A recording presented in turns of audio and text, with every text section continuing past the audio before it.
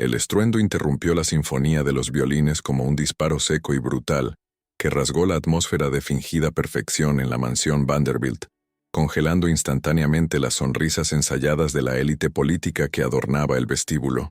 No fue simplemente el sonido de un cuerpo golpeando contra la piedra, fue algo mucho más visceral y aterrador, un crujido húmedo y sordo que resonó con una claridad obscena contra las paredes de caoba y los espejos dorados, silenciando hasta el tintineo de las copas de cristal de Baccarat. El aire, que segundos antes olía a peonías frescas y perfumes franceses de $1000, se cargó repentinamente de una electricidad estática, densa y asfixiante, esa vibración primitiva que los seres humanos detectan instintivamente cuando la muerte o la tragedia se manifiestan en una habitación llena de vida.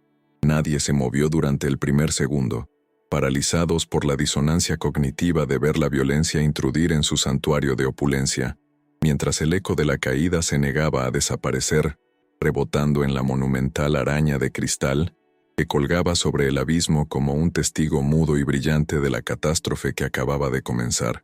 El cuerpo de Nia descendió por la escalera de caracol con una lentitud que parecía desafiar las leyes de la física, una danza macabra y descontrolada, donde la gravedad se convertía en su verdugo implacable y cruel.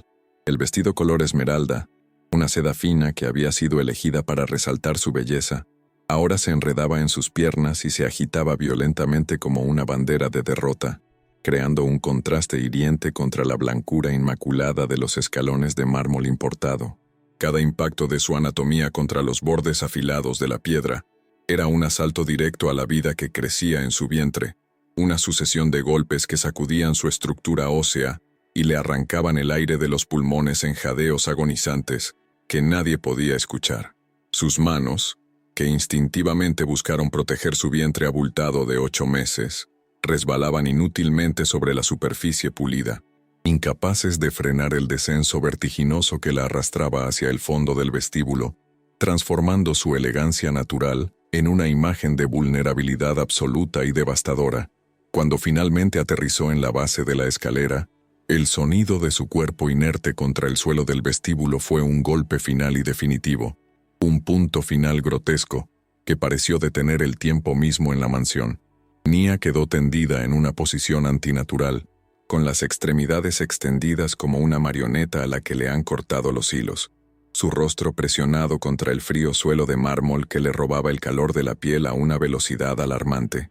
Los violines habían cesado por completo, y el único sonido perceptible era la respiración entrecortada y colectiva de los 100 invitados que observaban desde la periferia, con los ojos desorbitados y las manos cubriendo bocas abiertas en un gesto de horror teatral. La luz de la araña gigantesca se reflejaba en los pliegues de su vestido, creando sombras alargadas que parecían dedos acusadores, señalando su figura rota, mientras el silencio se volvía tan pesado que casi podía tocarse con las manos, una losa de juicio y miedo que aplastaba cualquier intento de racionalizar lo que acababan de presenciar. Entonces, el horror visual se intensificó cuando un líquido oscuro y viscoso comenzó a brotar lentamente desde debajo de su cuerpo, manchando la seda verde esmeralda con un tono carmesí profundo y alarmante que se expandía como una mancha de aceite en el agua. La sangre, brillante y oxigenada, contrastaba violentamente con la palidez cenicienta que empezaba a apoderarse del rostro de Nia, y su avance por las juntas del mármol blanco era una cuenta regresiva visual que gritaba urgencia y desesperación. No era solo una herida superficial, era la señal inequívoca de que la vida del bebé, ese ser inocente atrapado en la tormenta de ambición y odio de los adultos, estaba en peligro inminente de extinguirse antes de siquiera comenzar. El olor metálico de la sangre comenzó a mezclarse con las fragancias florales del salón, creando una náusea repentina en los espectadores más cercanos, quienes retrocedieron instintivamente, no para ayudar, sino para evitar que la tragedia manchara sus zapatos de diseño y sus conciencias inmaculadas. Desde la parte superior de la escalera, la perspectiva era la de un dios cruel observando su obra destructiva, con una frialdad que helaba la sangre mucho más que el aire acondicionado de la mansión. Julián, con su smoking impecable y su cabello rubio perfectamente peinado, permanecía inmóvil en el rellano, con una mano apoyada en la barandilla de bronce, no con la desesperación de un esposo, sino con la rigidez calculadora de un estratega evaluando daños colaterales. Su mirada no buscaba señales de vida en Nia. Sus ojos azules escaneaban rápidamente a la multitud abajo, midiendo las reacciones, calculando los ángulos de visión, preparando la mentira antes incluso de que su esposa dejara de moverse. A su lado, apenas visible en la penumbra del pasillo superior, la silueta de Vanessa temblaba, no de arrepentimiento, sino de una mezcla tóxica de adrenalina y terror egoísta, consciente de que acababa de cruzar una línea de la que no había retorno posible, y que su destino ahora dependía enteramente de la capacidad de Julián para manipular la realidad. La multitud abajo, compuesta por senadores, magnates y socialites, permanecía en un estado de parálisis voyerista, atrapada entre el impulso humano de socorrer y el mandato social de no involucrarse en escándalos ajenos. Los teléfonos móviles, que hasta hacía un momento grababan brindis y vestidos, ahora colgaban de manos indecisas, con las luces de notificación parpadeando como ojos electrónicos hambrientos de tragedia. Nadie se atrevía a ser el primero en tocar a la mujer negra caída en el centro del salón, como si su desgracia fuera contagiosa, como si al acercarse pudieran ser absorbidos por la oscuridad que emanaba de su situación. Murmullos confusos comenzaron a surgir como un zumbido de insectos, preguntas sobre qué había pasado, especulaciones maliciosas disfrazadas de preocupación, mientras Nia yacía sola en el centro de un círculo de personas que tenían el poder de salvarla, pero que carecían de la voluntad moral para ensuciarse las manos en ese instante crítico. Nia, atrapada en el umbral entre la conciencia y el olvido, sentía que el mundo se desvanecía en una neblina gris y dolorosa, donde los sonidos llegaban distorsionados como si estuviera bajo el agua. El dolor físico era agudo y punzante en su espalda y caderas, pero era eclipsado por un terror mucho más profundo y primitivo que nacía en su vientre, una conexión silenciosa con su hijo que le gritaba que resistiera, que no se dejara llevar por la oscuridad seductora que prometía alivio. Podía sentir el frío del mármol en su mejilla y escuchar vagamente las voces que parecían venir de kilómetros de distancia, pero su mente luchaba por aferrarse a un solo pensamiento, una sola verdad en medio del caos. Tenía que protegerlo. Tenía que sobrevivir a la caída para salvar lo único puro que quedaba en su vida. Sus dedos se movieron imperceptiblemente, arañando el suelo en un último gesto de desafío antes de que sus fuerzas la abandonaran por completo. La luz de la araña de cristal comenzó a parpadear en su visión borrosa, transformándose en estrellas distantes que se apagaban una a una, llevándose consigo la esperanza y dejando paso a un abismo negro y silencioso. Justo antes de que la negrura total la engullera, Nia creyó ver la figura de Julián descendiendo, no con la prisa del amor, sino con la calma depredadora de quien se acerca a rematar a una presa herida para asegurarse de que no sufra, o mejor dicho, para asegurarse de que no hable. La última sensación que tuvo no fue el dolor de los huesos rotos, sino la certeza gélida y absoluta de que aquello no había sido un accidente, y que la verdadera caída, la caída moral y espiritual de todos los presentes, apenas acababa de comenzar en esa mansión maldita, donde la verdad estaba a punto de ser enterrada bajo capas de dinero y mentiras. ¿Qué hora es donde estás y desde qué ciudad nos acompañas hoy? Cuéntamelo en los comentarios. Tampoco te olvides de suscribirte al canal y dejar tu like. Tu apoyo hace toda la diferencia en nuestro trabajo.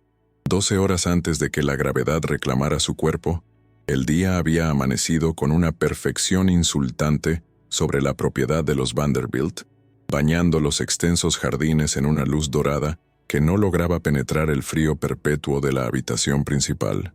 Nia despertó sola en la inmensidad de una cama con dosel que parecía diseñada para reyes muertos, rodeada de sábanas de hilo egipcio que se sentían menos como un abrazo y más como un sudario de lujo blanco. El lado de Julián estaba vacío y frío al tacto, perfectamente hecho, como si él nunca hubiera estado allí, una ausencia física que reflejaba la distancia emocional que se había convertido en la tercera persona de su matrimonio.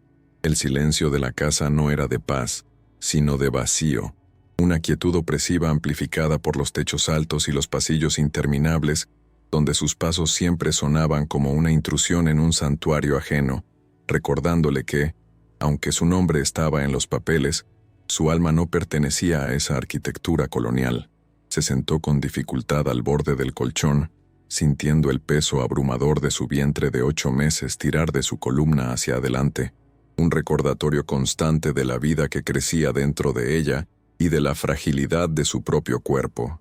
Sus pies descalzos tocaron la alfombra persa, y un mareo repentino la obligó a cerrar los ojos, respirando profundamente para estabilizar el mundo que giraba levemente a su alrededor, un síntoma que su médico había desestimado, pero que ella sentía como una advertencia visceral. Llevó las manos a su estómago, acariciando la piel tensa y oscura, con una devoción silenciosa, buscando esa conexión íntima con su hijo, que era lo único real y honesto que le quedaba en medio de tanta falsedad construida. El bebé respondió con una patada suave, un movimiento fluido bajo sus palmas que le arrancó una sonrisa triste, una promesa mutua de supervivencia en un entorno que, aunque lujoso, se sentía cada vez más hostil y depredador hacia su existencia compartida.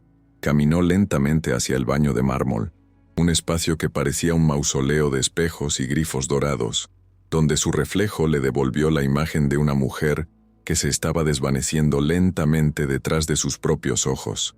La luz cruda de los apliques revelaba las sombras profundas bajo sus párpados, marcas de insomnio causadas no por la incomodidad física del embarazo, sino por la ansiedad corrosiva que la mantenía alerta, escuchando los sonidos de la casa y temiendo lo que el silencio ocultaba. Se lavó la cara con agua helada, intentando borrar el cansancio que se había incrustado en sus poros, observando cómo las gotas recorrían su piel oscura como lágrimas que no se permitía derramar frente a nadie, ni siquiera frente a sí misma. Cada objeto en la repisa, desde los perfumes de diseño hasta los frascos de cremas importadas, parecía colocado por una mano ajena, utilería para una vida que ella debía interpretar, pero que no había elegido realmente, piezas de un escenario donde ella era solo una actriz secundaria.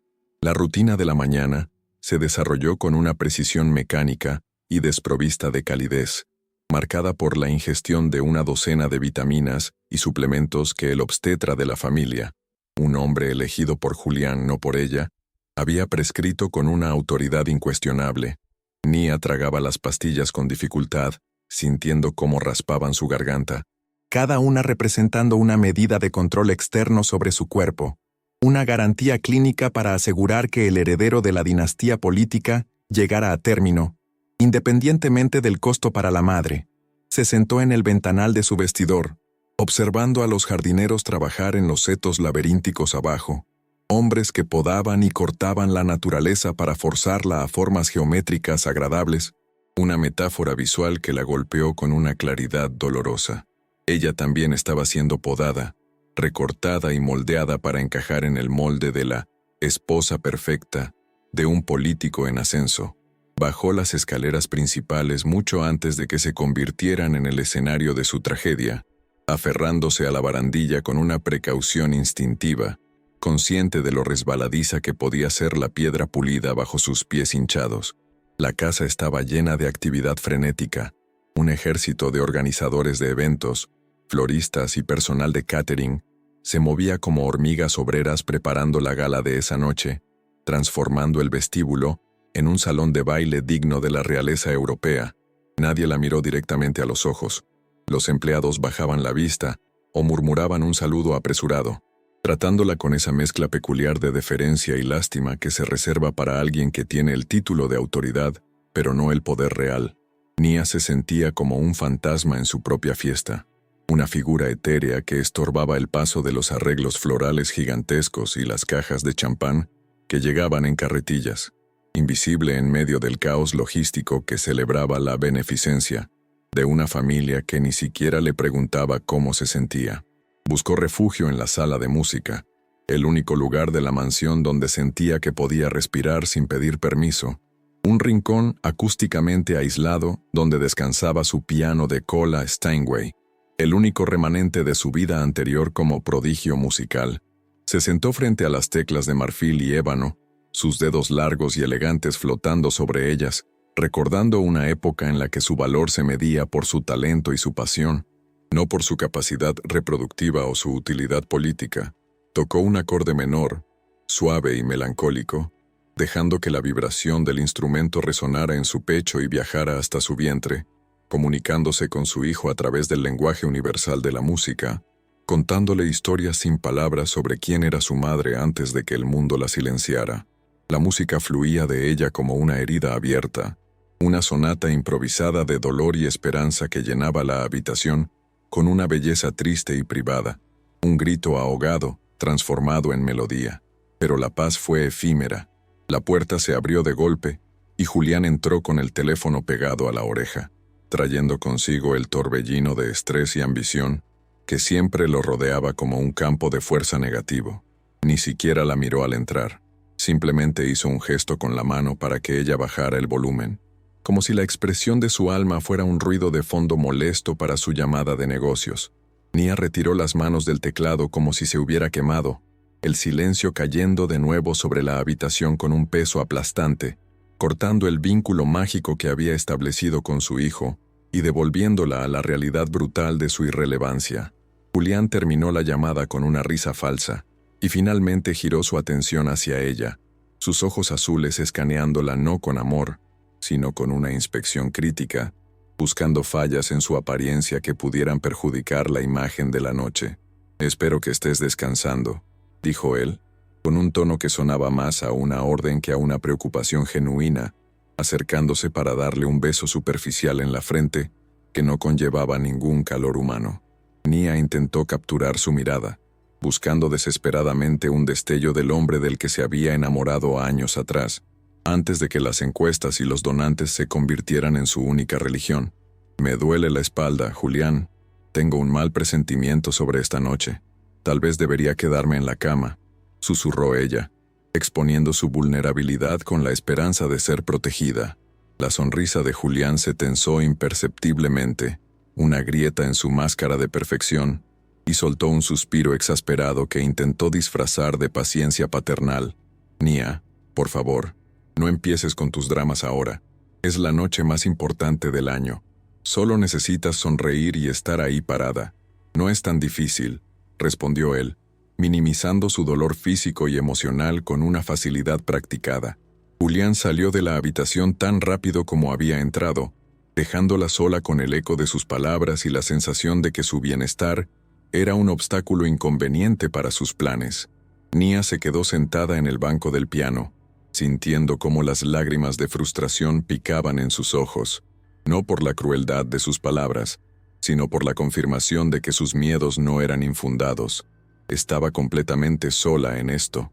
Se levantó con esfuerzo, sintiendo una punzada aguda en el bajo vientre que la hizo jadear, un dolor que era diferente a los anteriores, más profundo y siniestro, pero que decidió ignorar porque su marido le había dicho que estaba siendo dramática.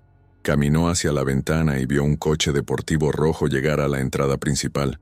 Vanessa bajó de él con una confianza depredadora, saludando a los organizadores como si fuera la dueña del lugar, y el corazón de Nia se encogió con un presagio oscuro que heló su sangre. La tarde se disolvió en una neblina de preparativos forzados, donde un equipo de estilistas contratados invadió su espacio personal para transformarla en la muñeca perfecta para la exhibición nocturna. La sentaron frente al espejo, aplicaron capas de maquillaje para cubrir sus ojeras y esculpir sus facciones, borrando cualquier rastro de fatiga o tristeza bajo una máscara de belleza artificial y socialmente aceptable.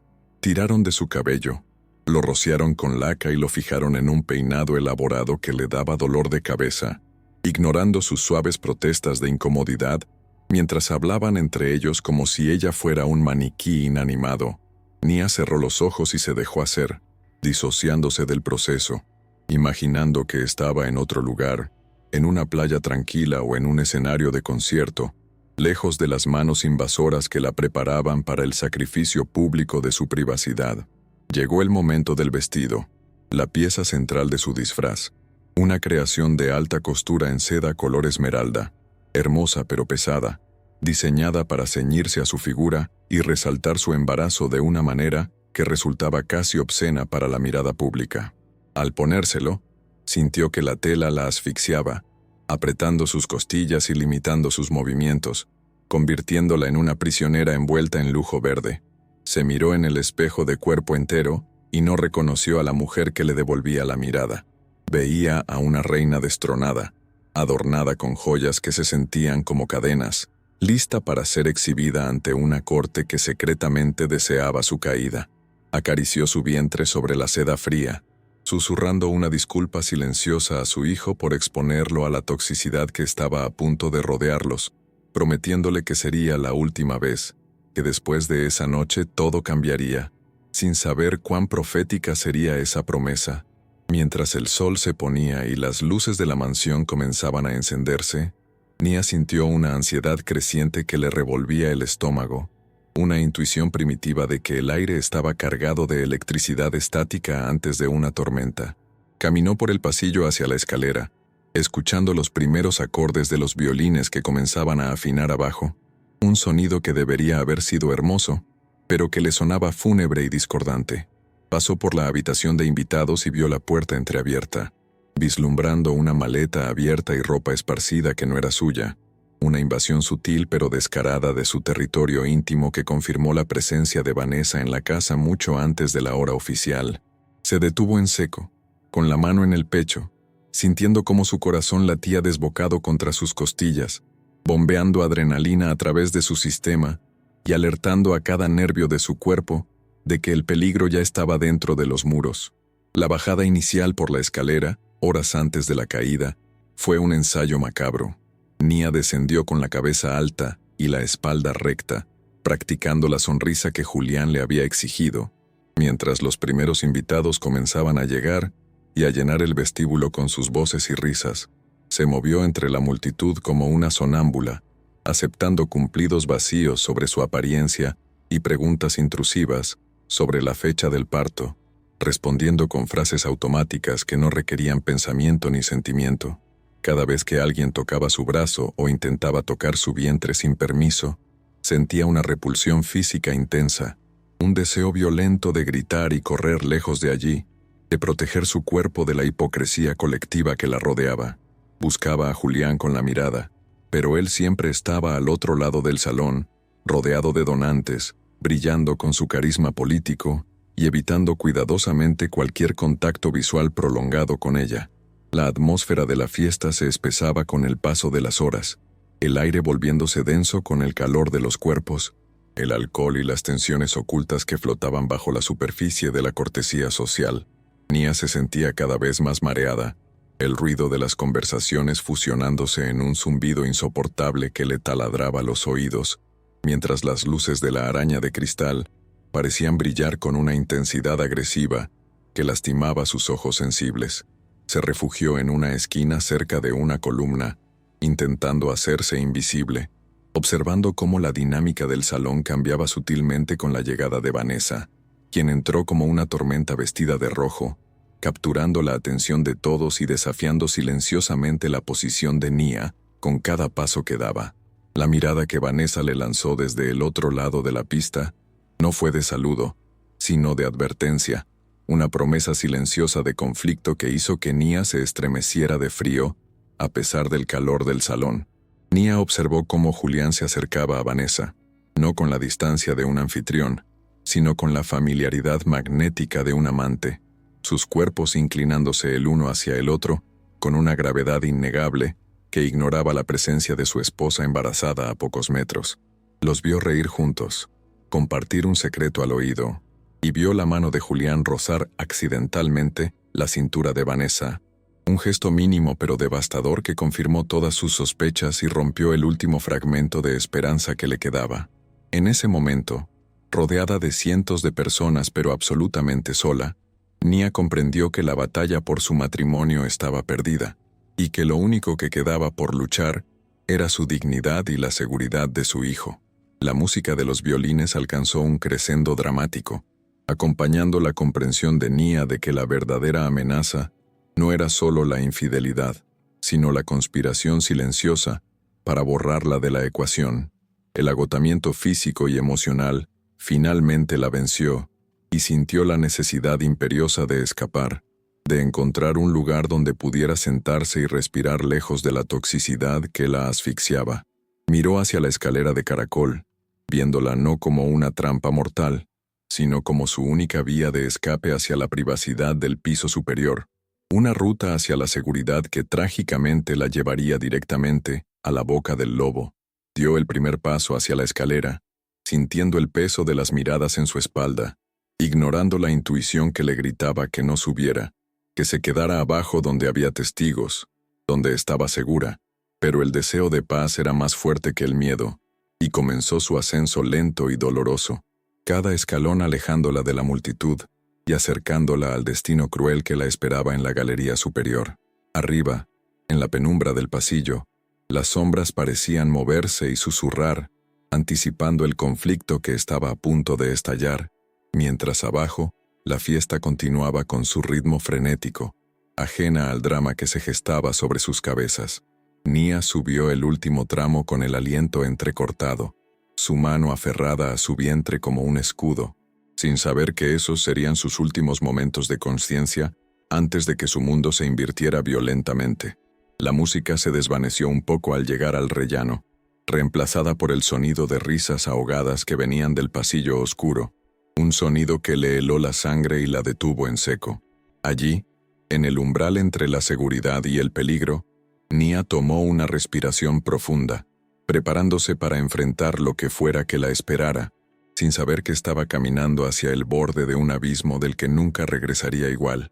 La arquitectura de su matrimonio se había construido sobre cimientos de fotografía brillante y comunicados de prensa cuidadosamente redactados, una fachada de pareja moderna y progresista que Julián explotaba con voracidad en cada ciclo electoral. Ante las cámaras, él era el marido devoto que acariciaba su vientre con ternura ensayada, vendiendo la imagen de una familia multicultural perfecta a una base de votantes que anhelaba sentirse inclusiva sin desafiar realmente sus prejuicios. Sin embargo, en la privacidad blindada de la mansión, esa calidez se evaporaba instantáneamente, reemplazada por un vacío gélido donde Nia dejaba de ser una compañera para convertirse en un accesorio decorativo, útil solo cuando la iluminación era favorable. Ella había aprendido a leer los silencios de Julián, a interpretar la rigidez de su mandíbula no como estrés laboral, sino como un desprecio apenas contenido por su presencia, sintiéndose como una pieza de utilería costosa que se guarda en el armario una vez que los invitados se han marchado y las luces se apagan.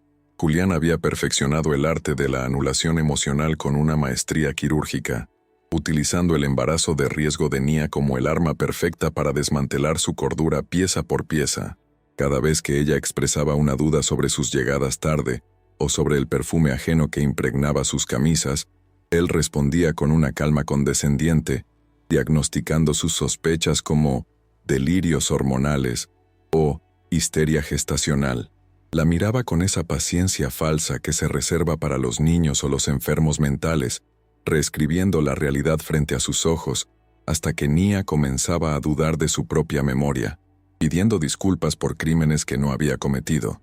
Este gaslighting era constante y erosivo, una lluvia ácida e invisible que desgastaba su autoestima y la dejaba temblando, convencida de que su mente la estaba traicionando, cuando en realidad era la única parte de ella que aún intentaba gritar la verdad.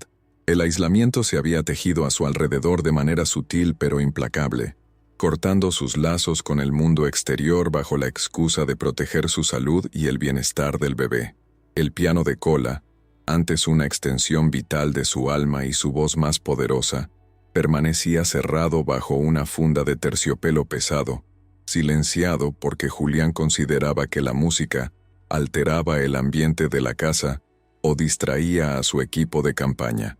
Nia pasaba los dedos por la madera cubierta, sintiendo la vibración fantasma de las melodías que ya no se atrevía a tocar, consciente de que al perder su música había perdido su lenguaje primario.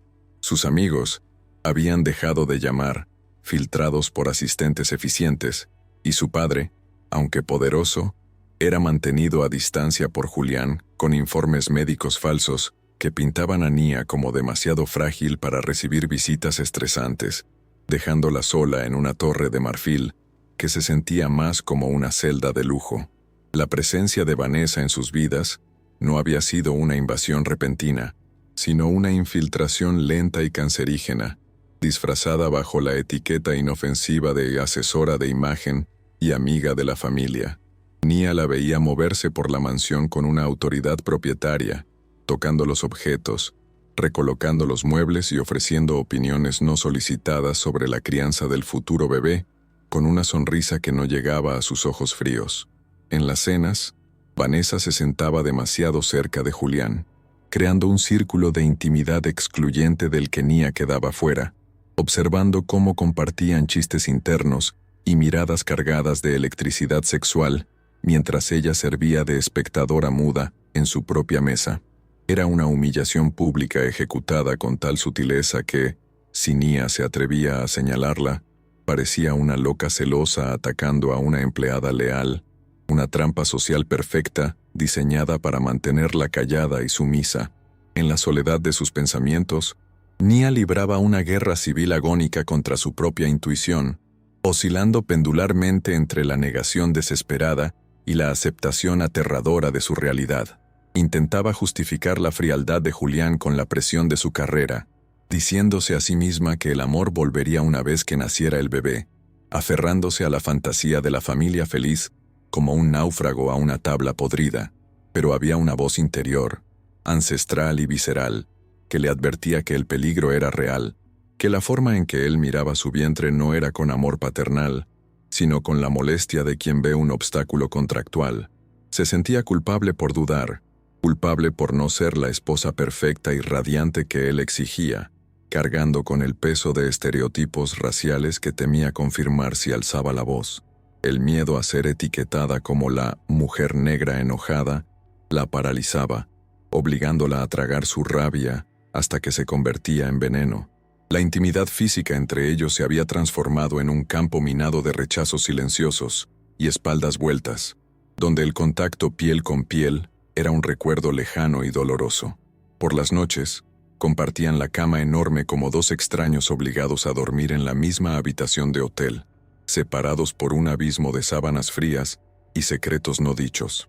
Si Nia intentaba buscar calor, rozando su mano o su pierna, Julián se tensaba visiblemente o se apartaba con un suspiro de fastidio, alegando cansancio o preocupación por el embarazo, aunque sus ojos estaban clavados en la pantalla de su teléfono, enviando mensajes a horas intempestivas.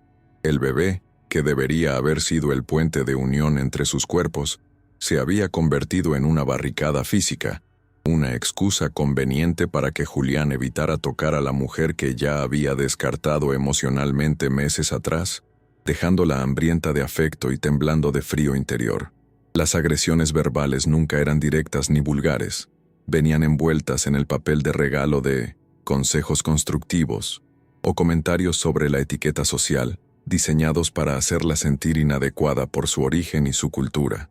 Julián criticaba su forma de vestir, sugiriendo colores más neutros para no llamar tanto la atención, o le pedía que suavizara su tono de voz en público para no parecer agresiva, borrando sistemáticamente su identidad para blanquearla y hacerla digerible para su círculo elitista. Nia, cariño, no te pongas eso, es demasiado urbano, le decía con una sonrisa tensa antes de un evento, o trata de no hablar de política, no lo entiendes bien, reduciéndola a una niña ignorante. Estas microagresiones eran cortes de papel constantes en su alma, heridas pequeñas pero incesantes que le recordaban que, en ese mundo de privilegio blanco, ella siempre sería una invitada tolerada, nunca una igual, y que su valor dependía enteramente de su capacidad para mimetizarse y desaparecer. La tensión en la casa había dejado de ser meramente atmosférica, para convertirse en una entidad física que ocupaba espacio en las habitaciones, consumiendo el oxígeno y haciendo difícil respirar. Los días previos a la gala habían sido un crescendo de hostilidad silenciosa, con Julián y Vanessa coordinando detalles del evento, con una complicidad que excluía a Nia por completo, tratándola como un mueble que debía ser movido de un lado a otro. Ella sentía en sus huesos que algo estaba a punto de romperse, que la farsa ya no podía sostenerse por más tiempo bajo el peso de tantas mentiras acumuladas.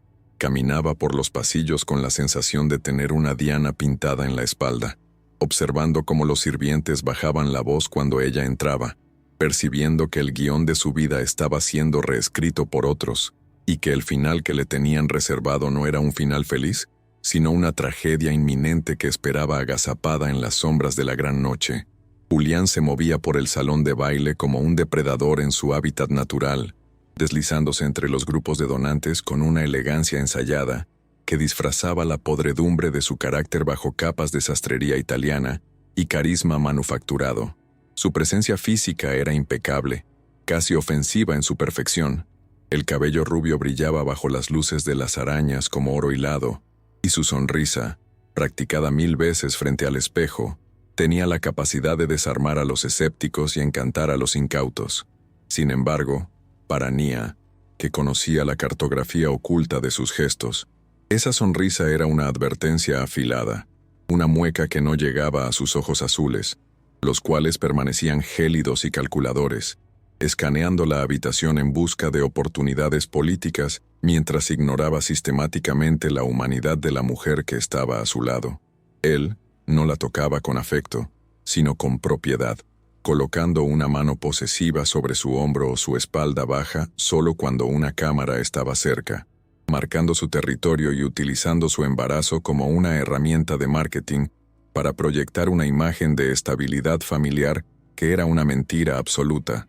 La psicología de Julián se revelaba en los pequeños detalles, en la forma en que interrumpía a Nia cada vez que ella intentaba hablar, terminando sus frases o corrigiendo sus opiniones con una condescendencia paternalista que la reducía a una niña ignorante frente a la élite intelectual. Se deleitaba en su poder, alimentándose de la admiración de los demás y del control total que ejercía sobre su entorno, viendo a su esposa no como una compañera, sino como un activo que se estaba depreciando rápidamente y que pronto necesitaría ser reemplazado. Su narcisismo era una armadura impenetrable. No sentía culpa ni remordimiento, solo una irritación constante, porque la realidad de Nia, su fatiga, su cuerpo hinchado, su tristeza visible, amenazaba con manchar el cuadro perfecto que él había pintado para su ascenso al Senado. Cada vez que le susurraba algo al oído, no eran palabras de amor, sino directrices crueles disfrazadas de intimidad. Sonríe, estás arruinando la foto. O, enderézate, pareces agotada, inyectando veneno en su oído mientras mantenía una fachada de preocupación conyugal para el público observador. Entonces, la atmósfera cambió perceptiblemente con la entrada de Vanessa, quien irrumpió en la narrativa visual de la noche como una herida abierta, vestida con un traje de seda roja que gritaba peligro y desafío en medio de la sobriedad elegante del evento.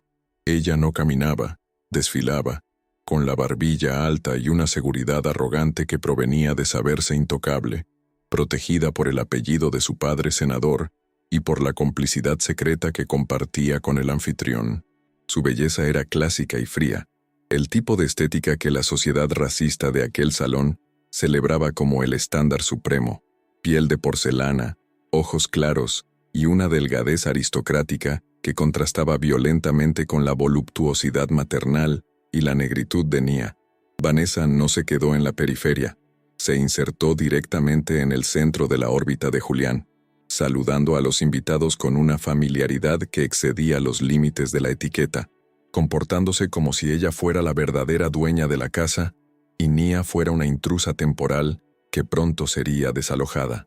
La dinámica entre los tres se convirtió en una danza macabra de tensiones no resueltas, un triángulo tóxico, donde las miradas decían lo que las bocas callaban por decoro social. Vanessa se acercó al círculo donde estaban Julián y Nia, sosteniendo una copa de champán con dedos largos y enjollados, y sus ojos se clavaron en Nia con una mezcla de lástima fingida y odio puro. «Querida, te ves exhausta», dijo con una voz dulce que goteaba veneno. «Deberías sentarte. El embarazo te está pasando factura.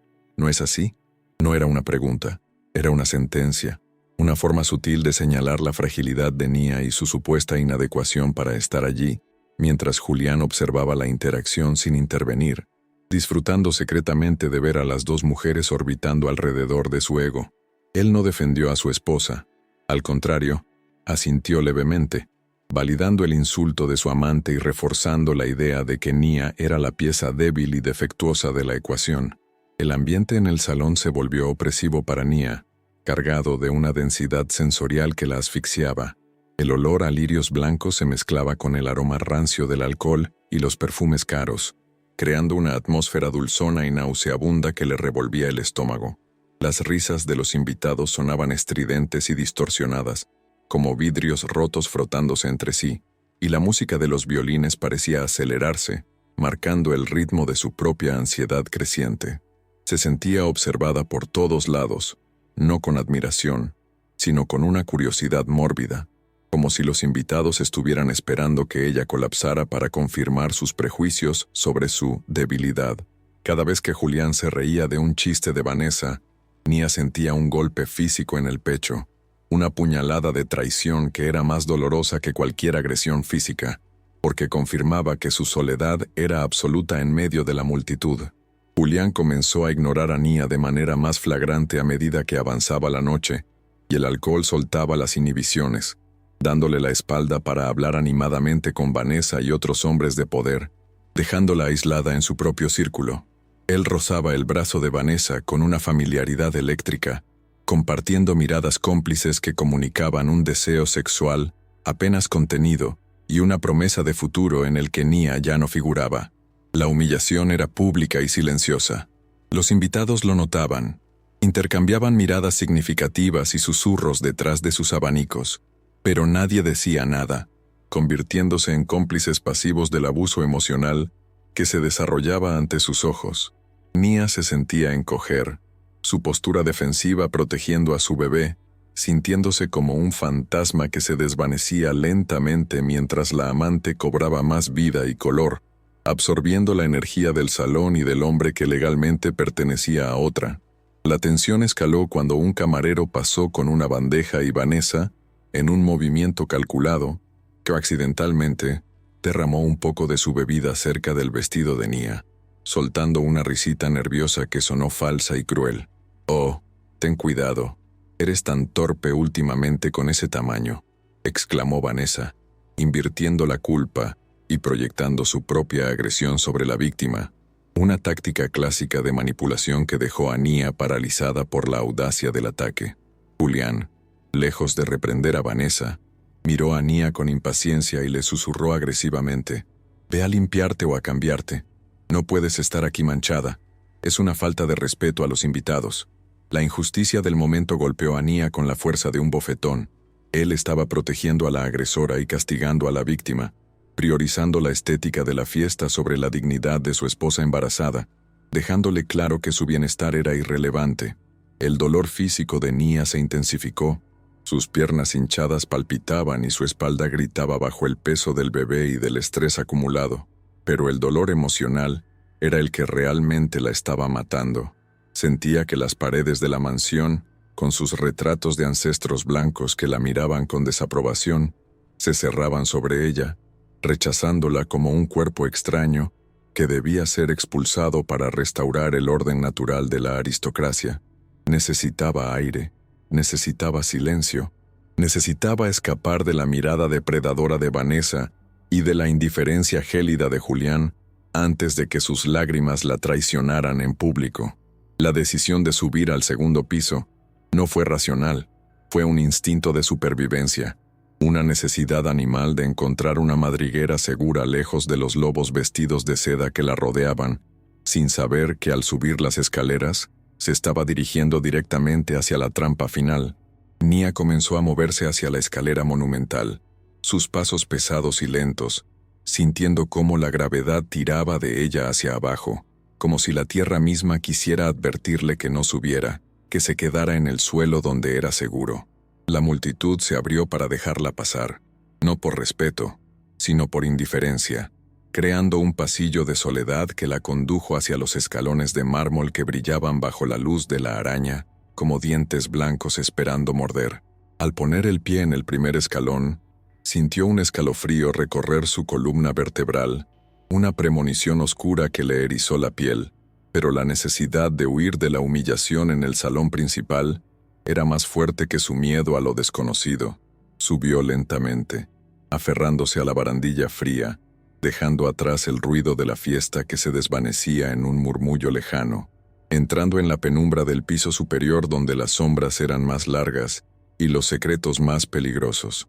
Mientras ascendía, la figura de Julián desapareció de su vista periférica en el salón, y Nia asumió que él seguía abajo, encantando a los votantes. Sin embargo, al llegar a la mitad de la escalera, notó que Vanessa tampoco estaba en su campo visual, una ausencia que debería haberla alertado, pero su mente estaba demasiado nublada por el agotamiento para conectar los puntos. El silencio del segundo piso era denso y pesado, una calma antinatural que contrastaba con el caos controlado de abajo, y el sonido de sus propios jadeos resonaba en el hueco de la escalera, amplificando su sensación de vulnerabilidad. Cada escalón era una lucha, una conquista dolorosa contra su propio cuerpo, impulsada por la esperanza desesperada de encontrar un baño, cerrar la puerta con llave y llorar hasta vaciarse, lejos de los ojos crueles que la juzgaban sin piedad. Al llegar al rellano de la galería superior, Nia se detuvo para recuperar el aliento, apoyando una mano en la pared entelada, sintiendo el latido de su corazón en la garganta como un pájaro atrapado.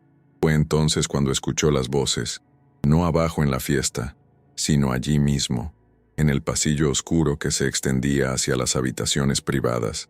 Un susurro urgente y risas sofocadas que rompieron el silencio sagrado de su refugio.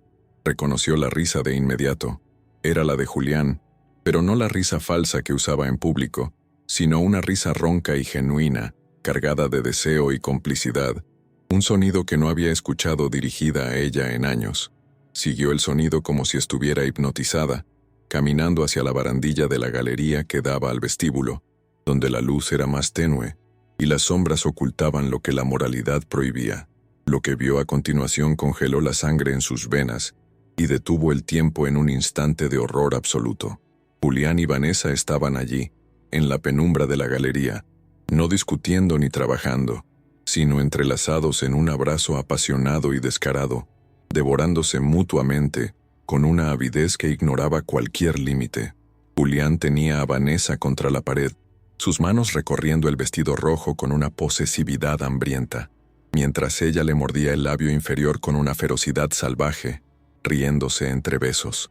No se escondían detrás de una puerta cerrada, lo hacían allí, en el pasillo abierto, con la arrogancia de quienes creen que el mundo les pertenece y que las consecuencias son para la gente común. La imagen era de una violencia emocional brutal, una confirmación visual de que Nia había sido borrada de su propia vida, reemplazada completamente incluso antes de desaparecer físicamente. Nia soltó un jadeo ahogado, un sonido involuntario de dolor que escapó de sus labios antes de que pudiera contenerlo, y el ruido alertó a la pareja. Julián y Vanessa se separaron lentamente, no con culpa o miedo, sino con una molestia perezosa, como si hubieran sido interrumpidos por un sirviente inoportuno. Julián se limpió el labial rojo de la boca con el dorso de la mano, mirando a Nia con una expresión de frialdad absoluta, sus ojos azules vacíos de cualquier disculpa, transformándose en acero. Vanessa, por su parte, se alisó el vestido con una sonrisa triunfante y maliciosa, sus ojos brillando con la satisfacción de haber sido descubierta, sabiendo que el momento de la confrontación final había llegado. No hubo pánico en sus rostros, solo una determinación oscura. El secreto había salido a la luz, y ahora, en la soledad de ese pasillo alto, sin testigos y con la música cubriendo los gritos, la máscara de civilidad estaba a punto de caer para siempre. La tensión en ese pasillo estrecho se volvió insoportable, cargada de una electricidad estática que presagiaba violencia. El aire se sentía delgado y difícil de respirar, como si el oxígeno hubiera sido succionado por el odio puro que emanaba de Vanessa. Nia retrocedió un paso instintivo, protegiendo su vientre con ambas manos, dándose cuenta demasiado tarde de que estaba atrapada entre la pared y el vacío de la escalera, sola con dos personas que la veían no como un ser humano, sino como un obstáculo que debía ser eliminado. Julián dio un paso hacia ella, no para consolarla, sino para intimidarla, su presencia física llenando el espacio y bloqueando cualquier ruta de escape segura, mientras Vanessa se movía hacia el flanco, rodeándola como un lobo que separa a la presa de la manada. El contraste visual era devastador. Nia, con su vestido verde esmeralda y su cuerpo pesado por la vida, representaba la naturaleza y la verdad, mientras que la pareja frente a ella, rubios, perfectos y crueles, representaban el artificio y la muerte. El sonido de los violines abajo llegó a un crescendo irónico, una banda sonora de belleza para una escena de horror inminente. Nia intentó hablar, pero su voz se quebró en su garganta, ahogada por el miedo y la incredulidad, incapaz de procesar que el hombre con el que se había casado la miraba ahora con la indiferencia de un verdugo. «Julián», susurró, una súplica final a la poca humanidad que pudiera quedar en él, pero la respuesta fue un silencio sepulcral que resonó más fuerte que cualquier grito. Vanessa rompió el silencio con una voz que sonaba como hielo rompiéndose. «¿Lo ves? Te dije que ella no entendería su lugar. Siempre tiene que estar donde no la llaman». Sus palabras flotaron en el aire.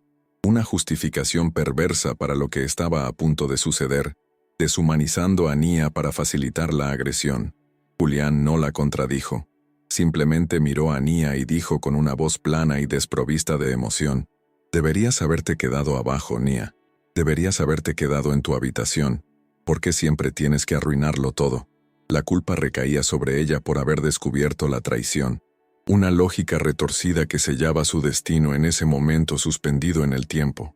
El miedo de Nia se transformó en pánico puro. Sus instintos le gritaban que corriera, pero su cuerpo no respondía con la rapidez necesaria. Miró hacia la escalera detrás de ella, la monumental caída de mármol que ahora parecía un abismo infinito, y luego miró a Vanessa, quien se acercaba con una mirada desquiciada, sus manos temblando no de miedo, sino de una furia alcohólica y celosa que había estado conteniendo durante meses. El ambiente de lujo, con sus alfombras persas y apliques de oro, se convirtió en el escenario de una pesadilla gótica, donde la riqueza solo servía para amplificar el horror de la violencia doméstica. Nia sabía, con una certeza aterradora, que las palabras se habían acabado y que la violencia física era el siguiente paso inevitable en esa escalada dramática. Vanessa dio otro paso, invadiendo el espacio personal de Nia, su aliento oliendo a champán y malicia, sus ojos azules dilatados por la adrenalina del momento. «Ese bebé ni siquiera debería existir», siseó Vanessa, sus palabras dirigidas como un dardo al corazón de Nia, atacando lo más sagrado para provocar una reacción, para justificar el ataque. Nia sintió una oleada de protección feroz, un fuego interior que la impulsó a erguirse a pesar del miedo, dispuesta a defender a su hijo con su propia vida si era necesario. «No te acerques», advirtió Nia, su voz ganando una fuerza inesperada, pero su valentía solo pareció incitar más la ira de la amante, quien vio en esa resistencia un desafío intolerable a su dominio. Julián permaneció inmóvil, un espectador pasivo pero cómplice, permitiendo que la situación escalara hasta el punto de no retorno, delegando la violencia en Vanessa para mantener sus propias manos limpias. Una cobardía moral que era quizás el rasgo más despreciable de todos. La luz del pasillo parpadeó levemente, como si la casa misma estuviera cerrando los ojos ante lo que iba a suceder, y el sonido de la fiesta abajo pareció desvanecerse en un segundo plano irrelevante. Nia, acorralada y sola, miró a los ojos de sus verdugos y comprendió que la civilización era solo una capa delgada de pintura sobre la barbarie humana, y que esa noche, en la cima de esa escalera, la pintura se estaba descascarando rápidamente.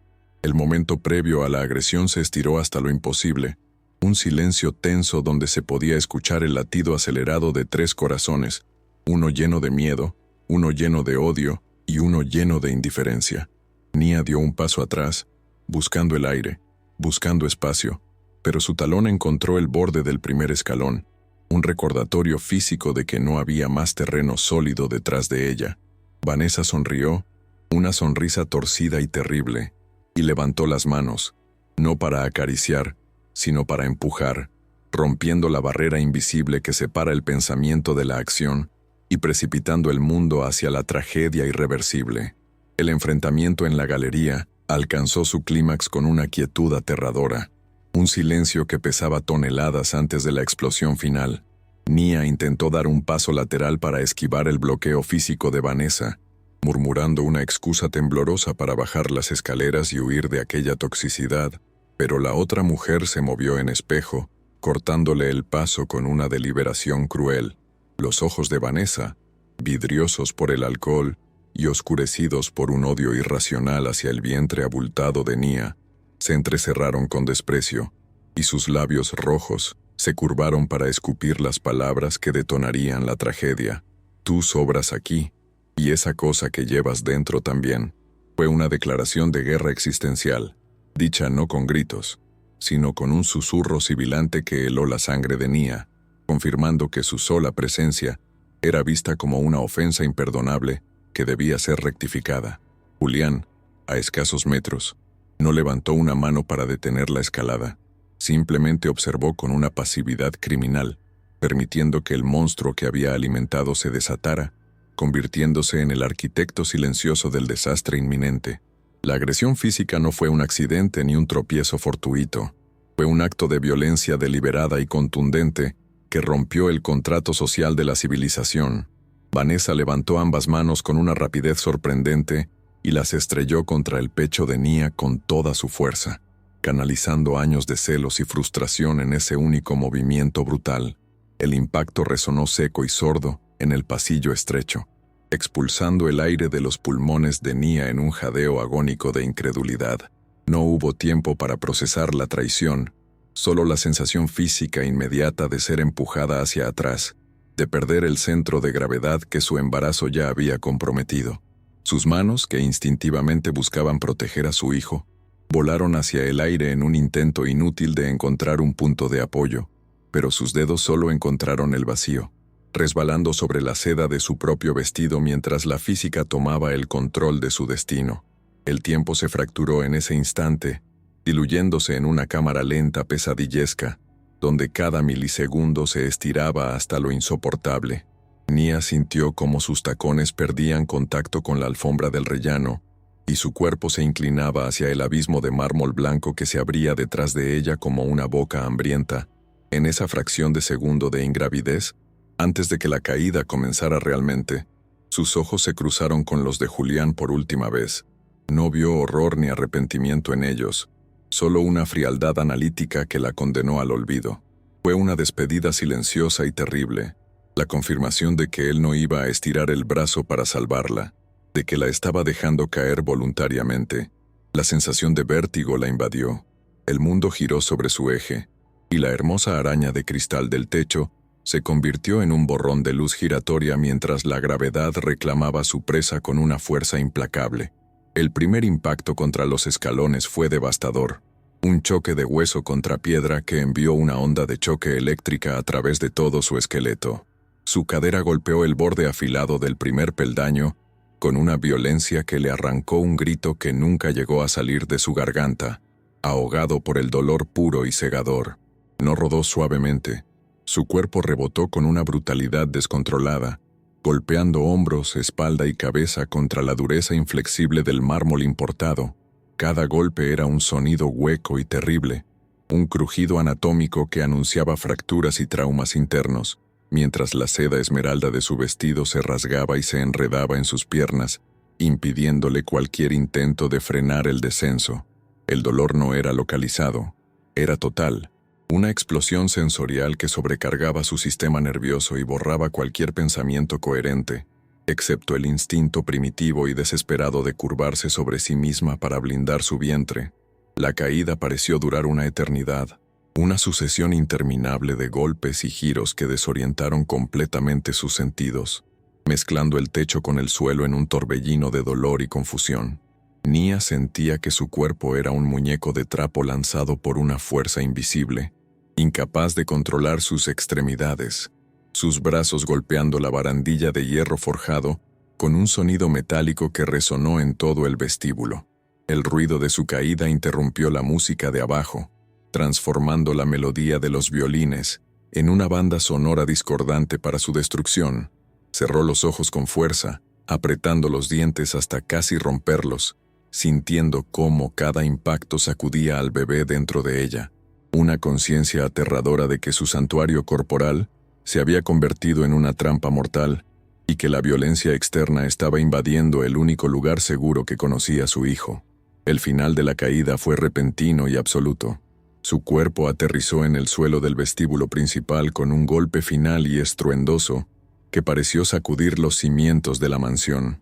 Nia quedó tendida sobre el mármol frío, inmóvil, en una postura antinatural y rota, con la cabeza ladeada y un brazo extendido hacia la nada. El silencio que siguió fue instantáneo y total, como si alguien hubiera absorbido todo el sonido del universo, dejando solo el eco de su impacto, rebotando en las paredes doradas. El dolor, que durante la caída había sido una serie de destellos agudos, ahora se asentó como una marea pesada y caliente que la cubría por completo, paralizándola. Intentó respirar, pero sus pulmones se negaban a expandirse, comprimidos por el trauma del golpe, y solo logró emitir un gemido débil y gorgoteante que sonó extrañamente fuerte en el silencio sepulcral del salón. La reacción de los testigos fue una coreografía de horror colectivo. Las copas de champán cayeron de manos temblorosas, estrellándose contra el suelo en una réplica menor del desastre principal. Los rostros de la élite, antes compuestos y arrogantes, se desfiguraron en muecas de shock y repulsión, sus ojos desorbitados fijos en la figura destrozada en el centro de la sala. Nadie se movió durante los primeros segundos, paralizados por el tabú de ver la muerte irrumpir en su fiesta, atrapados entre el impulso humano de ayudar y el miedo egoísta a involucrarse. Luego, el instinto moderno y morboso tomó el control. Docenas de teléfonos móviles se elevaron como luciérnagas electrónicas, grabando la tragedia no para documentar la verdad, sino para alimentar el hambre voraz de las redes sociales, convirtiendo el sufrimiento agónico de Nia en contenido digital, antes incluso de que alguien comprobara si respiraba. En el suelo, la conciencia de Nia oscilaba violentamente, entrando y saliendo de un túnel oscuro que amenazaba con cerrarse definitivamente. Sentía el frío del mármol penetrando su piel y un calor húmedo y alarmante extendiéndose entre sus piernas, una sensación que le provocó un pánico mucho mayor que el dolor de sus huesos rotos.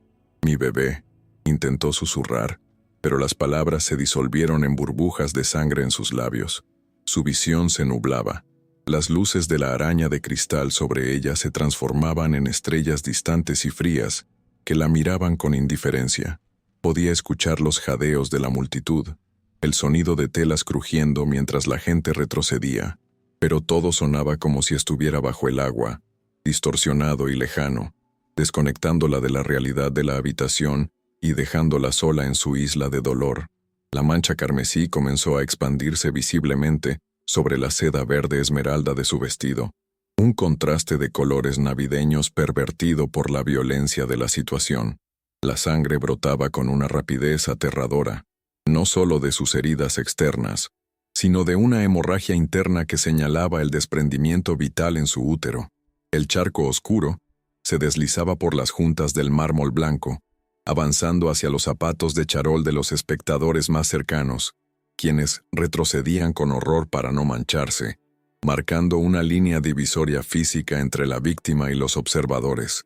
El olor metálico de la sangre fresca golpeó el aire perfumado del salón, rompiendo el hechizo de incredulidad y provocando los primeros gritos histéricos de algunos invitados, que finalmente comprendieron la magnitud fatal de lo que estaban presenciando.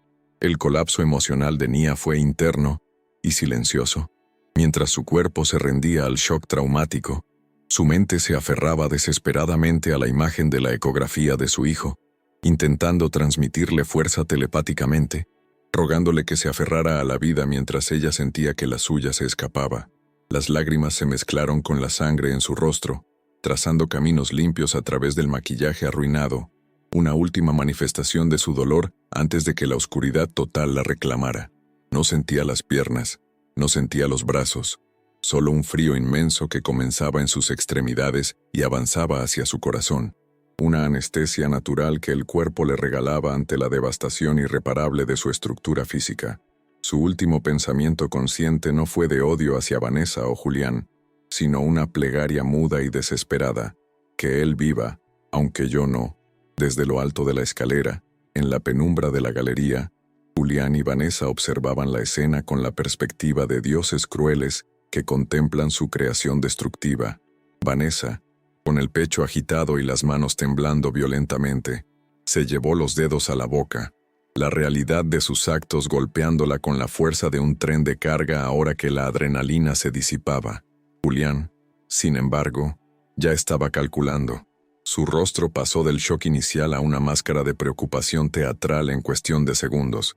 Miró el cuerpo inmóvil de su esposa, luego el charco de sangre, y finalmente a los testigos abajo. No bajó corriendo inmediatamente. Se tomó un segundo crucial para agarrar el brazo de Vanessa y clavarle una mirada de advertencia letal, un pacto de silencio sellado sobre el abismo, antes de componer su expresión y prepararse para interpretar el papel del viudo afligido ante la audiencia que esperaba su actuación. El silencio sepulcral que había seguido al impacto se rompió repentinamente con un estallido de histeria colectiva, una cacofonía de gritos agudos y voces superpuestas que transformó el elegante vestíbulo en una jaula de pánico descontrolado. La realidad de la sangre brillante sobre el mármol blanco actuó como un ácido que disolvió instantáneamente la pátina de civilidad de la gala, convirtiendo a los senadores y socialites en una masa caótica de impulsos primarios. Algunos invitados, impulsados por un morbo irresistible, intentaron acercarse para ver mejor la carnicería, mientras que otros retrocedían violentamente, tropezando con las mesas de cóctel y derribando torres de cristal en su prisa por alejarse de la mancha de la muerte. El aire se llenó de un zumbido eléctrico de miedo y confusión, y la atmósfera, antes perfumada y fresca, se cargó con el olor acre del sudor frío y la adrenalina que emanaba de 100 cuerpos en estado de shock, rompiendo para siempre la ilusión de seguridad de la mansión. Julián descendió los escalones restantes no con la prisa desesperada de un esposo, sino con la velocidad calculada de un actor que entra en escena para su monólogo final, asegurándose de que cada ojo estuviera fijo en su performance. Se arrojó al suelo junto al cuerpo de Nia, sin importarle manchar su smoking de diseñador con la sangre de su esposa, sacrificando la tela costosa para comprar credibilidad ante la audiencia horrorizada. «Nia, Dios mío, Nia», gritó con una voz que simulaba quebrarse por la angustia, tocando su rostro con manos temblorosas que no buscaban consuelo, sino verificar discretamente su nivel de conciencia. Su actuación era impecable, diseñada para evocar simpatía instantánea. Levantó la mirada hacia los invitados con los ojos húmedos, proyectando la imagen perfecta de la devastación masculina, mientras su mente trabajaba a 1000 revoluciones por minuto, construyendo la coartada que salvaría su carrera y enterraría la verdad bajo capas de dolor fingido. En medio del caos, Julián se irguió parcialmente y lanzó su mentira al mundo con la fuerza de un decreto oficial, gritando por encima del tumulto para asegurarse de que su versión fuera la primera y la única en registrarse en la memoria colectiva. Se resbaló. Fueron esos malditos tacones. Le dije que no subiera. Le dije que estaba mareada, exclamó, sembrando la narrativa del accidente y la culpa de la víctima en una sola frase maestra. Miró a los rostros más influyentes de la sala, asegurándose de que los donantes y los periodistas presentes absorbieran su explicación. Nia era inestable, Nia fue imprudente, Nia se cayó sola. Era una manipulación brillante en tiempo real, reescribiendo la historia mientras la tinta de la sangre aún estaba fresca, convirtiendo un intento de asesinato en una tragedia doméstica lamentable, provocada por la supuesta terquedad de una mujer embarazada, hormonal. El equipo de seguridad privada de la familia, hombres corpulentos con auriculares y trajes oscuros, entró en acción con una eficiencia militar que sugería un protocolo previo para desastres de relaciones públicas. En lugar de priorizar la asistencia médica, formaron un perímetro humano impenetrable alrededor del cuerpo, bloqueando la línea de visión de los curiosos, y lo más importante, comenzando a confiscar teléfonos móviles bajo la excusa de respetar la privacidad de la familia. Se movían entre la multitud con una agresividad cortés pero firme, obligando a los invitados a borrar videos y fotos, amenazando sutilmente con consecuencias legales si alguna imagen del cuerpo de Nia se filtraba a la prensa. La prioridad no era la vida de la mujer en el suelo, sino la contención del daño mediático. La mansión se convirtió en un búnker de información, donde la verdad estaba siendo secuestrada y esterilizada antes de que pudiera salir por la puerta principal. Vanessa apareció en la cima de la escalera, pálida y temblando, pero no bajó inmediatamente. Se quedó allí como una estatua de culpa, observando el frenesí con ojos desorbitados que delataban su terror a las consecuencias. Julián, desde el suelo, le lanzó una mirada fugaz pero penetrante, un comando silencioso que le ordenaba recomponerse y jugar su papel en la farsa que estaban construyendo juntos. Ella captó el mensaje, tragó saliva con dificultad y comenzó a descender lentamente, adoptando la máscara de la amiga conmocionada, llevándose las manos a la boca y sollozando sin lágrimas. Se mezcló entre los invitados en la periferia, susurrando a quien quisiera escuchar lo preocupada que había estado por el equilibrio de Nia toda la noche, validando la mentira de Julián y cimentando la coartada desde un segundo ángulo, convirtiéndose en cómplice activa del encubrimiento mientras su víctima se desangraba a metros de distancia. La irrupción de los paramédicos fue un choque violento de realidades. Las puertas principales se abrieron de golpe y un equipo de emergencia entró corriendo con botas pesadas y uniformes de neón reflectante, trayendo consigo el caos sucio y urgente del mundo exterior al santuario inmaculado de la élite. Empujaron a los invitados vestidos de gala sin ninguna deferencia, gritando órdenes secas y rompiendo la burbuja de privilegio con la autoridad absoluta que otorga la muerte inminente. El contraste visual era hiriente. El equipo médico sucio y funcional, arrodillándose sobre el mármol italiano, desplegando maletines de plástico naranja y desfibriladores junto a zapatos de suela roja y vestidos de alta costura. La música de fondo había muerto, reemplazada por el sonido de velcros rasgándose y el pitido rítmico y alarmante de los monitores portátiles que luchaban por encontrar un pulso en la muñeca inerte de Nia. La escena médica fue brutal y carente de pudor. Los paramédicos cortaron el costoso vestido esmeralda de Nia con tijeras de trauma, rasgando la seda desde el dobladillo hasta el pecho, para exponer las heridas y evaluar el daño al feto. El vientre desnudo y distendido de Nia quedó expuesto a la vista de todos, vulnerable y magullado, mientras un paramédico aplicaba un monitor fetal con urgencia frenética, gritando códigos médicos que nadie entendía pero que todos sabían que significaban peligro mortal. Bradicardia fetal severa. Ella está en shock hipovolémico. Necesitamos moverla ya, gritó el líder del equipo, su voz cortando el aire como un cuchillo. La sangre continuaba manando, empapando las gasas y las manos enguantadas de los socorristas, una hemorragia imparable que confirmaba que la vida del bebé pendía de un hilo extremadamente delgado y que cada segundo perdido en la mansión era una sentencia de muerte. El traslado de Nia a la camilla fue un momento de horror coreografiado. Su cuerpo inerte se movía con la flacidez de la inconsciencia total, su cabeza cayendo hacia atrás y su brazo colgando fuera del borde, mientras la levantaban del suelo ensangrentado. Al moverla, un gemido involuntario escapó de sus labios, un sonido gutural de dolor puro que hizo que varios invitados se cubrieran los oídos, incapaces de soportar la realidad auditiva del sufrimiento humano.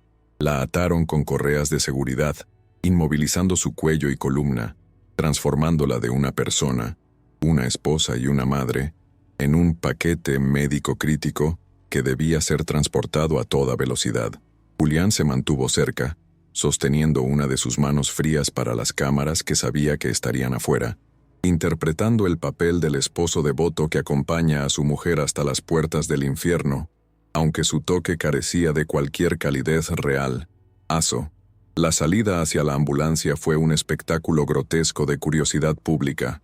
Al cruzar el umbral de la mansión, una barrera de flashes estalló en la noche como relámpagos de una tormenta artificial.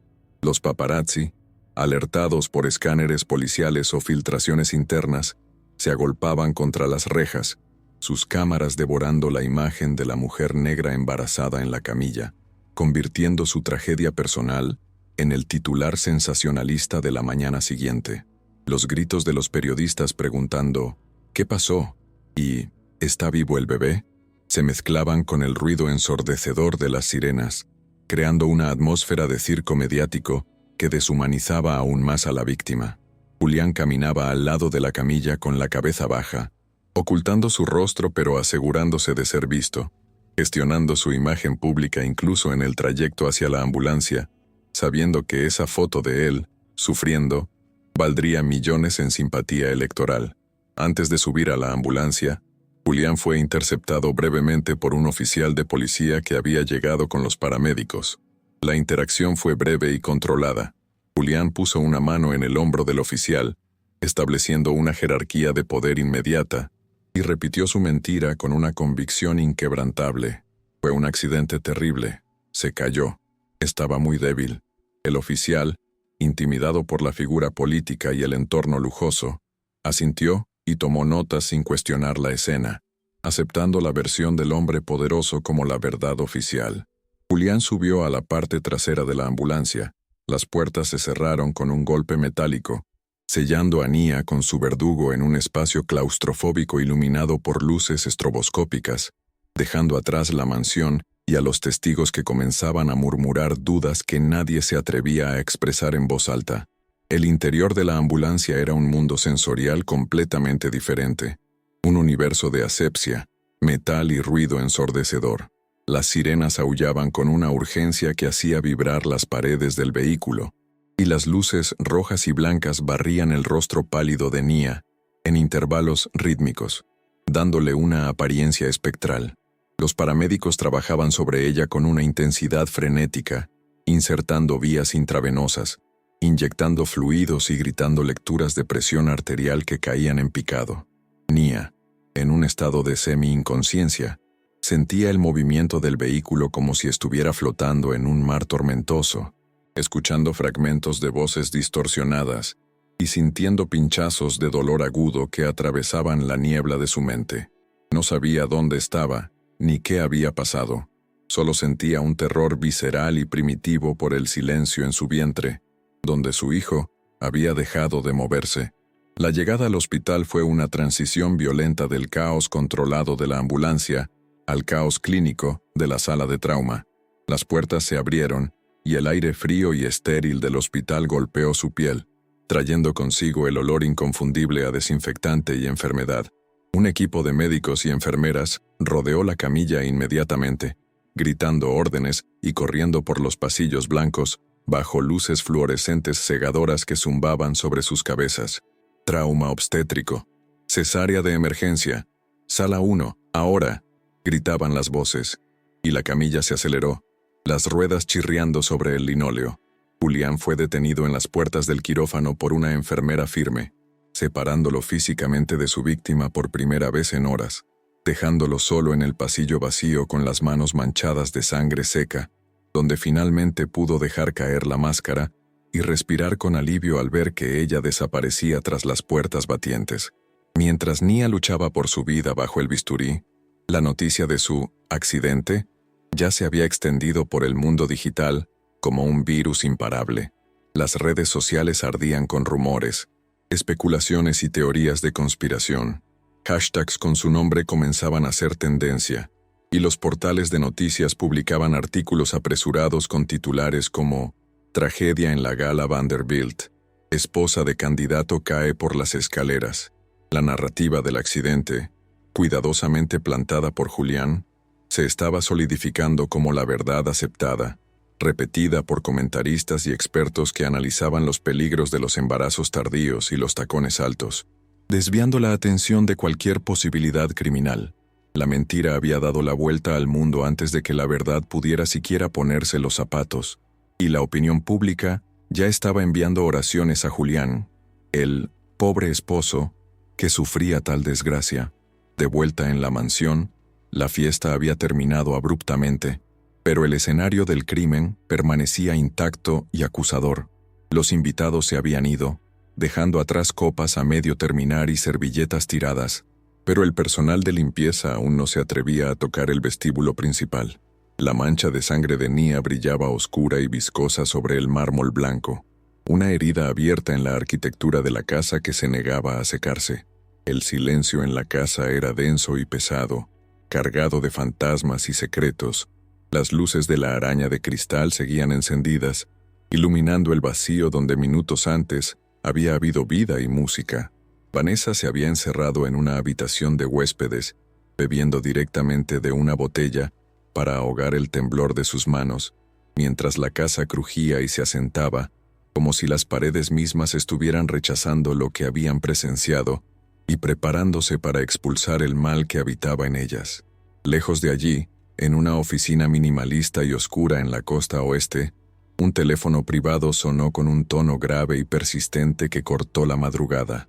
Una mano grande, marcada por los años y el trabajo duro, levantó el auricular lentamente. Al otro lado de la línea, una voz temblorosa, quizás un sirviente leal que lo vio todo, o un contacto médico anónimo, pronunció solo 3 frases cortas que cambiaron la atmósfera de la habitación de tranquila a tormentosa. El hombre que escuchaba no gritó, no lloró, simplemente cerró los ojos y apretó el teléfono con tal fuerza que el plástico crujió bajo su agarre.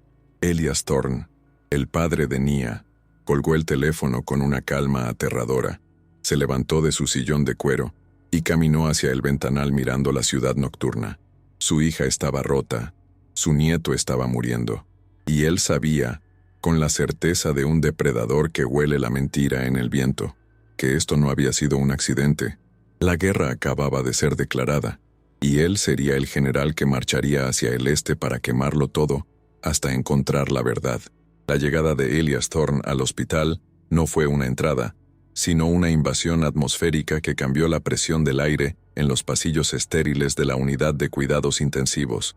No llegó corriendo, ni gritando, ni mostrando la desesperación desordenada que se espera de un padre en duelo. Llegó caminando con el paso pesado y rítmico de un hombre que ha construido imperios sobre las ruinas de quienes lo subestimaron. Vestía un abrigo largo de lana oscura que ondeaba tras él como una capa de tormenta, y su rostro, marcado por décadas de batallas corporativas y raciales en un mundo hostil, era una máscara de granito impenetrable. Los guardias de seguridad del hospital y los policías que custodiaban el pasillo se apartaron instintivamente ante su presencia, reconociendo esa autoridad que no proviene de una placa, sino del poder puro y duro del dinero y la voluntad indomable. Elias no miró a nadie. Sus ojos oscuros estaban fijos en el final del pasillo, donde Julián interpretaba el papel de viudo anticipado, y en esa mirada ardía un fuego frío que prometía reducir a cenizas todo lo que tocara.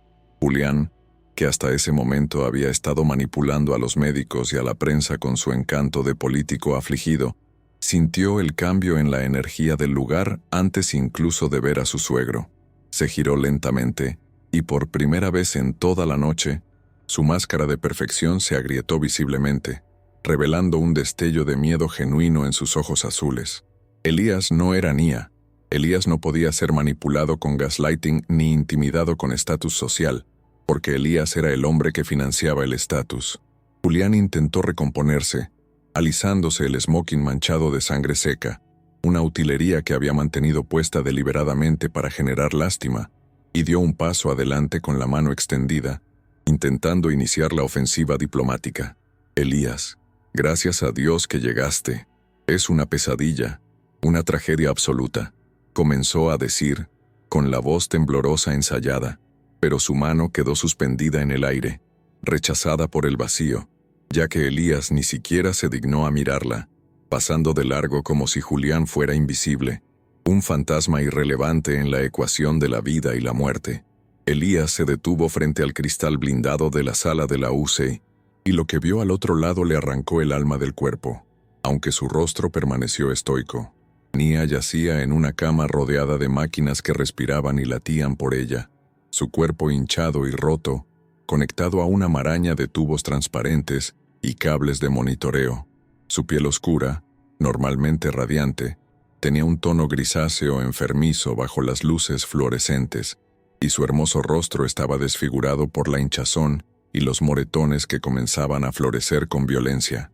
Pero lo que hizo que los puños de Elías se cerraran hasta que los nudillos crujieron fue ver sus manos, esas manos de pianista prodigio, que habían creado belleza en los escenarios más grandes del mundo, ahora estaban inertes y vendadas, herramientas divinas destrozadas por la brutalidad humana.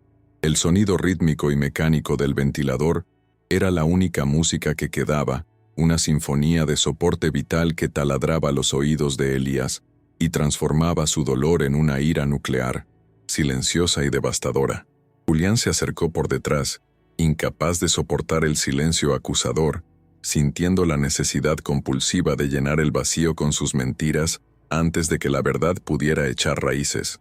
Los médicos dicen que las próximas 24 horas son críticas. Se resbaló Elías. Estaba mareada. Los tacones. Le dije que no subiera. Se lo supliqué, pero ya sabes cómo se pone cuando está alterada, susurró Julián, inyectando la culpa en la víctima incluso mientras yacía en coma. Elías no se giró inmediatamente. Dejó que las palabras de Julián flotaran en el aire, saboreando la toxicidad de la mentira, analizando la cadencia de la voz, detectando la falsedad en la respiración acelerada del político. Lentamente, como una torreta de tanque girando hacia su objetivo, Elías movió la cabeza y clavó sus ojos en Julián, una mirada tan pesada y penetrante que Julián retrocedió físicamente, chocando contra la pared del pasillo, sintiéndose de repente muy pequeño y muy expuesto. ¿Se resbaló?, repitió Elías, su voz baja y rasposa, similar al sonido de piedras moliéndose bajo tierra. No era una pregunta, era una disección. Mi hija ha caminado con tacones en escenarios desde que tenía 5 años. Mi hija tiene el equilibrio de una bailarina y la precisión de un cirujano. ¿Y tú quieres que crea que simplemente se cayó por una escalera que conoce desde que nació? Elías dio un paso hacia Julián, invadiendo su espacio personal con una amenaza física latente. Vi el informe preliminar, Julián. Vi los moretones en su pecho, marcas de impacto, marcas que sugieren que algo la golpeó antes de que la gravedad hiciera el resto. Las escaleras rompen huesos, pero no dejan huellas de manos en el esternón. La revelación golpeó a Julián como un mazo. No sabía que Elías tenía acceso tan rápido a la información médica, subestimando drásticamente el alcance de los tentáculos de su suegro. Estás en shock, Elías. Estás buscando culpables donde solo hay desgracia, balbuceó Julián, el sudor comenzando a perlar su frente perfecta, sus ojos buscando desesperadamente a algún aliado, pero encontrando solo la mirada de desprecio de los guardaespaldas de Elías que ahora bloqueaban el pasillo. Cuidado con lo que insinúas. Tengo una reputación, tengo una campaña, intentó amenazar, pero la risa de Elías, seca y sin humor, cortó su frase. Tu campaña terminó esta noche, muchacho, solo que aún no te has enterado, sentenció Elías con una calma gélida. No me importa tu reputación, me importa la sangre de mi hija que está en tus manos. Y si descubro, y créeme que lo haré, que había alguien más en esa casa, alguien a quien tú proteges, desearás que Dios te hubiera llevado a ti en lugar de poner a mi nieto en una incubadora. La mención del bebé cambió el foco de la atención. Elías se apartó de Julián con asco y caminó hacia la unidad de neonatología, donde una pequeña caja de cristal albergaba al único otro sobreviviente de la masacre. Allí, entre pitidos de alarmas y luces azules de fototerapia, estaba su nieto, nacido prematuro, luchando por cada bocanada de aire con unos pulmones subdesarrollados. Era minúsculo, frágil, un guerrero diminuto atrapado en una guerra que no había pedido, pero en su pecho, que subía y bajaba con esfuerzo titánico, Elías vio la misma fuerza vital que tenía Nia. Ese niño no era solo un bebé, era la prueba viviente, el heredero y el motivo por el cual Elías no podía simplemente derrumbarse. Puso su mano grande sobre el cristal de la incubadora, una promesa silenciosa de protección absoluta, jurando que ningún daño más llegaría a ese linaje mientras él tuviera aliento en sus pulmones. Elías sacó su teléfono, un dispositivo encriptado, y marcó un número con dedos firmes, ignorando las protestas débiles de Julián al fondo. Quiero a mi equipo forense en la mansión ahora. No me importa que la policía esté allí. Compra la entrada si es necesario. Quiero fotos. Quiero muestras de ADN de la barandilla. Quiero recuperar los videos de seguridad que, accidentalmente, desaparecieron. Y busca a la chica. Sí, tú sabes cuál. La hija del senador. Encuéntrala antes de que salga del estado. Habló sin susurrar, dejando que Julián escuchara cada orden, permitiendo que el terror se filtrara en los huesos de su yerno.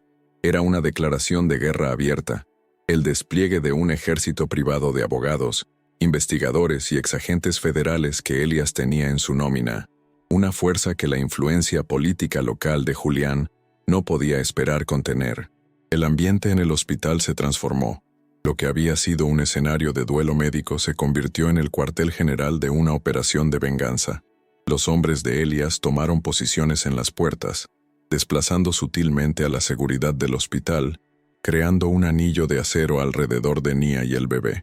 Elias se volvió hacia Julián una última vez, su rostro iluminado por la luz fría del amanecer que comenzaba a entrar por las ventanas, marcando el fin de la noche más larga y el comienzo de una nueva era de conflicto. «Vete», ordenó Elias, con una voz que no admitía réplica. «Vete a tu mansión vacía, vete con tu amante, vete a intentar limpiar la sangre del mármol, pero recuerda cada segundo que yo estoy aquí, y cada vez que suene tu teléfono, cada vez que veas una sombra, sabrás que soy yo viniendo por ti». Julián, derrotado por primera vez en su vida, con su carisma inútil frente a la fuerza elemental de un padre vengativo, se retiró, caminando hacia la salida con los hombros caídos, sintiendo las miradas de todos clavadas en su espalda como cuchillos. Sabía que la narrativa del accidente tenía las horas contadas, que el dinero de Elias excavaría la verdad y que Vanessa, en su inestabilidad, sería el eslabón débil que rompería la cadena, mientras las puertas automáticas se cerraban tras él, expulsándolo al frío de la mañana. Julián comprendió que había ganado la batalla por el silencio esa noche, pero que había desatado una guerra que le costaría absolutamente todo. La figura de Elias Thorne permaneció inmóvil en el pasillo, un centinela oscuro guardando los restos de su familia, su silueta recortada contra la luz del sol naciente, como un monumento a la retribución inevitable. Elias entró finalmente en la habitación de Nia, el sonido de la puerta cerrándose aislándolos del mundo exterior. Se acercó a la cama, el olor a antiséptico llenando su nariz, y tomó suavemente la mano vendada de su hija, teniendo cuidado de no tocar los cables.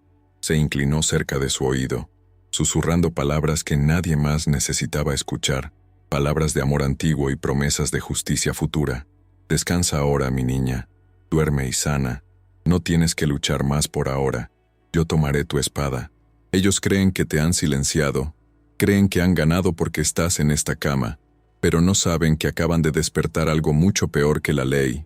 Una lágrima solitaria, la única que se permitiría, rodó por la mejilla de Elias y cayó sobre la sábana blanca, un sello húmedo de su pacto sagrado. La fragilidad de Nia era desgarradora. Su pecho apenas se movía, asistido por la máquina, y su rostro estaba tan hinchado que era difícil reconocer a la mujer vibrante que había sido horas antes. Pero Elias vio más allá del daño físico. Vio a la sobreviviente. Sabía que el camino de recuperación sería un infierno, que habría cirugías, terapias, y el trauma psicológico de saber que el hombre que amaba había intentado destruirla. Pero también sabía que ella tenía su sangre, la sangre de ancestros que habían sobrevivido a cadenas y látigos, y que esa resiliencia estaba dormida, no muerta. Ella despertaría, tenía que despertar, y cuando lo hiciera, él se aseguraría de que tuviera un imperio a sus pies y la cabeza de sus enemigos en bandeja de plata.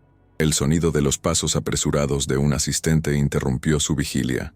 El hombre entró con un tablet en la mano, el rostro pálido pero decidido.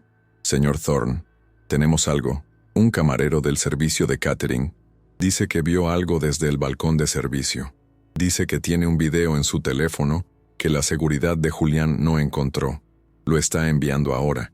Elias se enderezó, soltando la mano de Nia con suavidad, y sus ojos brillaron con una intensidad renovada. La mirada del cazador que acaba de captar el rastro de sangre de la presa. No necesitó decir una palabra. La mera inclinación de su cabeza fue suficiente para autorizar la transacción. La compra de la evidencia que derrumbaría el castillo de naipes de los Vanderbilt. Elias caminó hacia el ventanal del hospital, mirando hacia la ciudad que despertaba, indiferente al drama que se desarrollaba en esas habitaciones. El sol iluminaba los rascacielos, símbolos de poder y dinero. el mismo poder y dinero que se usaría como arma en los días venideros. La caída de Nia no había sido el final de la historia, sino el catalizador violento de una purga necesaria. Con el video en camino y su nieto luchando por vivir, el tablero estaba listo. Elías ajustó los puños de su camisa, sintiendo la adrenalina fría de la estrategia llenando sus venas.